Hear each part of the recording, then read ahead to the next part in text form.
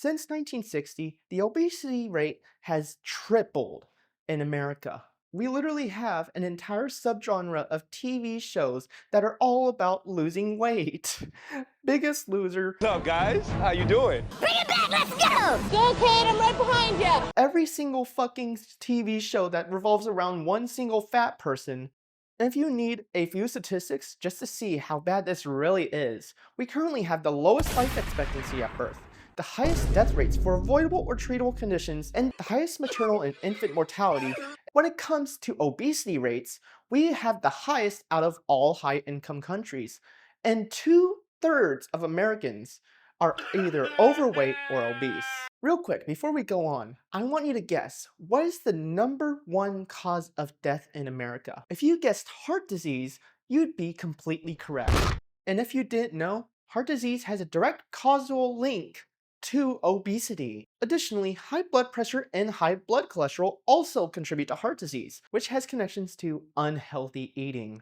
Additionally, 9 out of 10 Americans consume way too much fucking sodium. Actually, dude, it's salt. And we'll get into an example of that in a couple of minutes. America also suffers from high rates of cancer. I have a cancer. And an ever-increasing amount of people with type 2 diabetes, partly due to the limited access and affordable healthcare. After hearing all this, you might be wondering, how the fuck are we so unhealthy? Well, let's get right into that. When it comes to why this is happening, a lot of people have a debate around the following question. Is obesity a choice?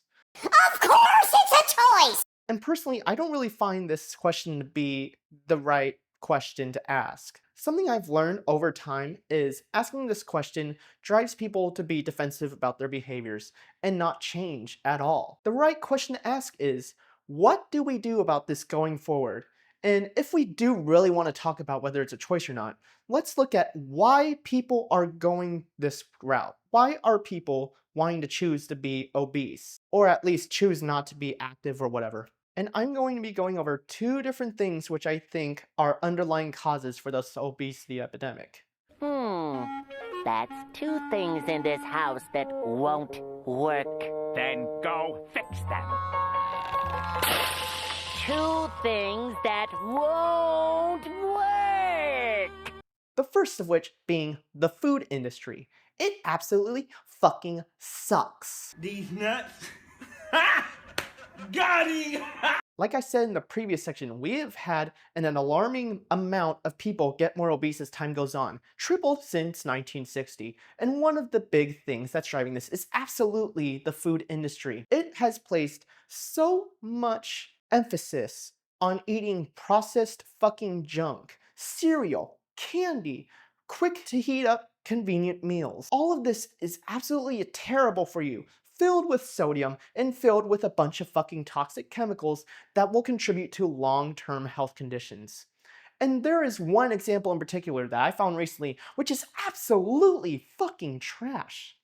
That would be Lunchables. You probably know what Lunchables are. They're these little lunch packets with a couple of different ingredients like ham, cheese, crackers, maybe even like a little pizza thing. And these have always been marketed as pretty healthy to your average kid.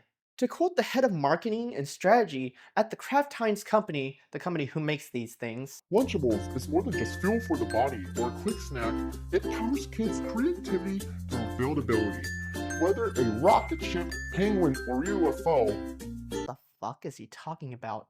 It's just ham and crackers and shit. There are endless possibilities for what kids and their imaginations can build with Lunchables. Another quote I want to bring to light from them that was recently released on April 3rd, 2024, they say, Made with wholesome ingredients containing no artificial flavors or colors, each variety of Lunchables offers a protein-packed lunch kit that parents can feel good about and kids will love.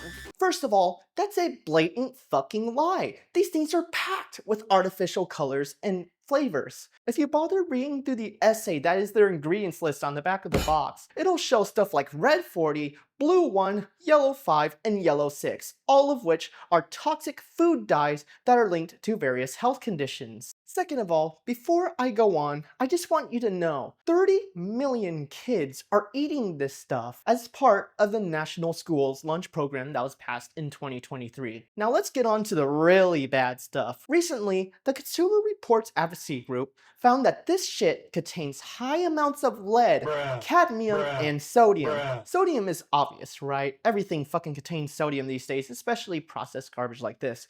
But lead and cadmium, as per the Consumer Reports Advocacy Organization, the Lunchables and similar lunch kits we tested contain concerning levels of sodium and harmful chemicals that can lead to serious health problems over time. The USDA should remove Lunchables from the National School Lunch Program and ensure that kids in schools have healthier options.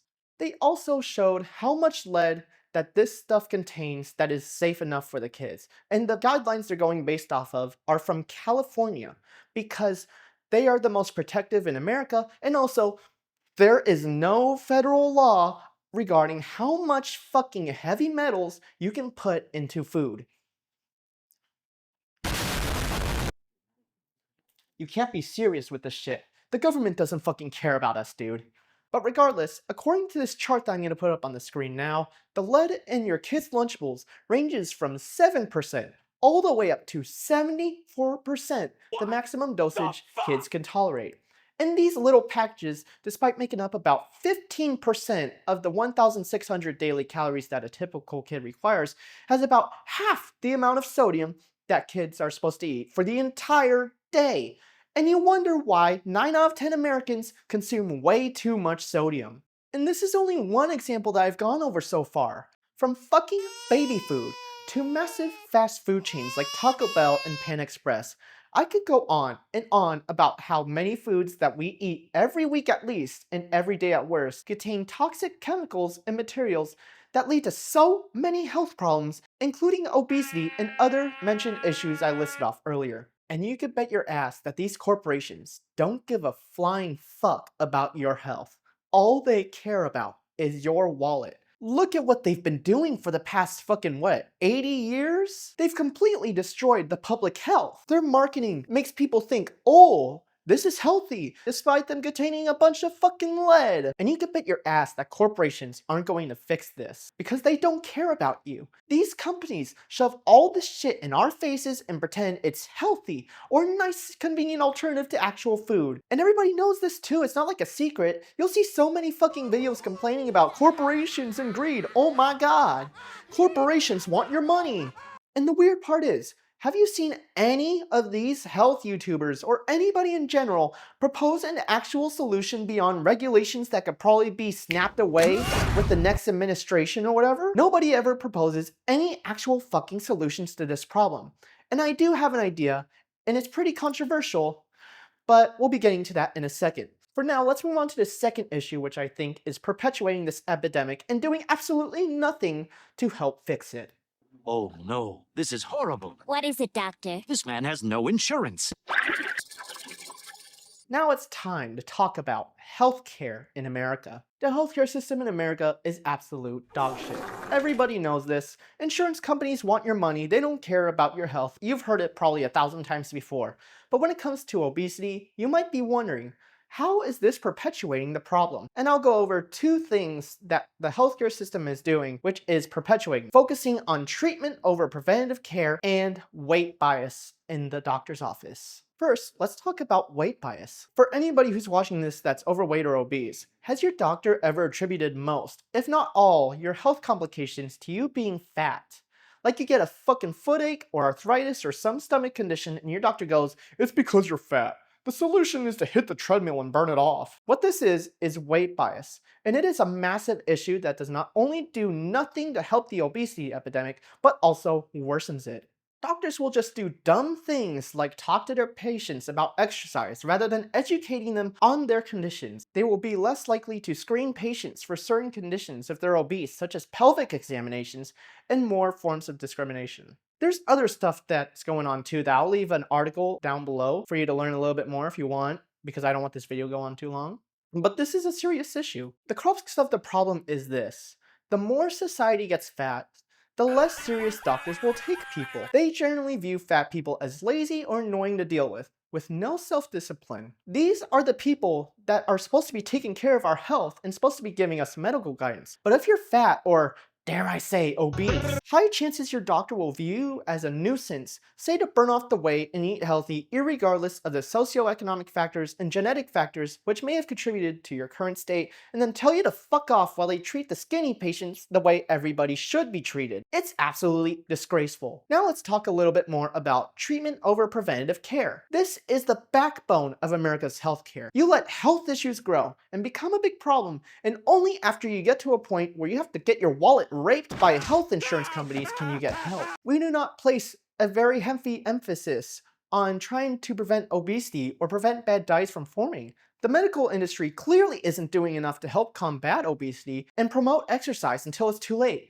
And you know what this causes? It causes the country to spend much more money per person than any other country in the first world. That results in higher prices being passed down onto us. So much of that cost can be alleviated easily if we just help to prevent people from getting fat. We could do stuff like community-based nutrition programs whose goal is to help improve the nutritional outcomes of their communities. We could be doing this with the medical community. We have programs like Feeding Texas, which have increased fruit and vegetable consumption, which is incredible, and we can have the medical industry jump in at local or larger levels, helping educate people about proper nutrition. But no, we don't. Why? They know it's more profitable for all of us to suffer and suck money from us. They know it's more profitable for all of us to get unhealthy and suffer so they could just take all of our fucking money. The medical industry doesn't do anything substantial to help combat this or prevent people from getting fat by giving advice when they see their patients slowly gaining weight with every single checkup. And before I get some doctor going, actually we do, I'm taking a look at the data and it doesn't look like you do. To be clear, there is nuance to it, and I won't put all the blame on the doctors, but it's pretty clear they're not doing everything in their power to help people get better.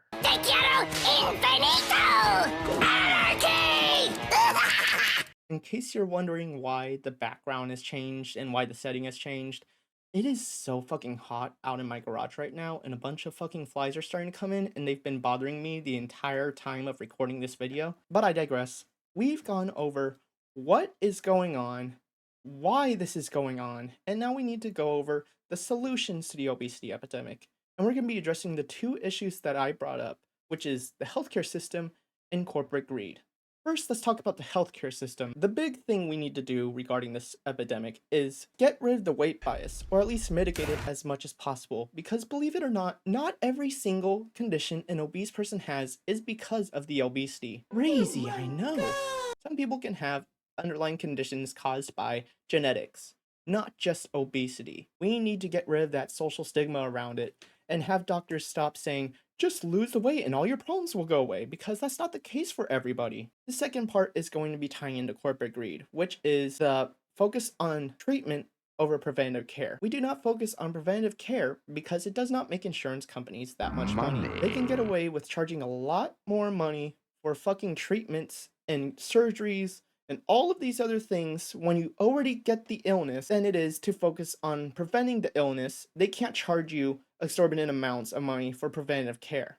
What we need to do in that regard is abolish privatized healthcare. At least have a universal healthcare system, and at best move to a single payer healthcare system. That will get rid of a lot of the greed, because we spend so much money per person in this country, the most out of any developed country and possibly even the world. It is absolutely just fucking insane. Now it's time to get to the most controversial part about this video, which is talking about what we do about greed.